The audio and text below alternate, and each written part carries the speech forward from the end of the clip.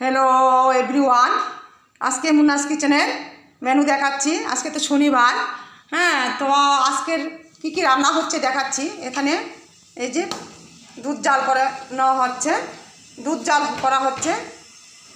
এখানে mother diary, আর আমি তো আগেই বলে দিয়েছি আমি মাদার ডায়েরি আর গরুর দুধ মিশিয়ে করি, জাল দিই। এটা আমার খুব ভালো লাগে ফ্লেভারটা। তো ঘন করে জাল দেবো আর একটু জাল দিয়ে নেব। হ্যাঁ, এখানে আমার 1 লিটার দুধ আছে। তো আর এখানে ভাতের জল বসিয়ে দিয়েছি। আর এখানে প্রতিনিয়ত যেভাবে চা করি, তেজপাতা দিয়ে চা হচ্ছে, লিকার চা।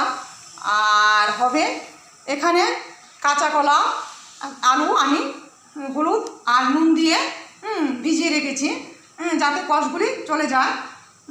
তারপর ধুয়ে ভালো করে রান্না করব। এখানে সয়াবিন ভিজিয়ে রেখেছি, সয়াবিনও 1-1.5 ঘন্টা হবে ভিজিয়ে রেখেছি। তো আজকে সয়াবিন আলু কাঁচা কলা দিয়ে রান্না হবে। আমি আরও রান্না দেখিয়েছি যদিও, তো আর বললাম না কিভাবে রান্না করব। তো সয়াবিন আলু কাঁচা কলা তরকারি হবে। আর হবে এখানে কাঁকরোল ভাজা, কাঁকরোল ভাজা হবে, নুন হলুদ আর একটু মিষ্টি আর লঙ্কার গুঁড়ো মেখে তারপরে তেলে ফ্রাই করে নেব। আপনারা বেসন দিয়েও চাইলে ভেজে নিতে পারেন। আমি বেসন টেসন কিছু দেবো না, নুন হলুদ আর একটু সামান্য লঙ্কার গুঁড়ো আর একটু মিষ্টি মেখে ভেজে নেব। তো আর এখানে আমগুলি কাটা হয়নি, আমগুলিকে কেটে নেব। কেটে তারপর মানে দুধ দিয়ে খাওয়ার জন্য কেটে নেব।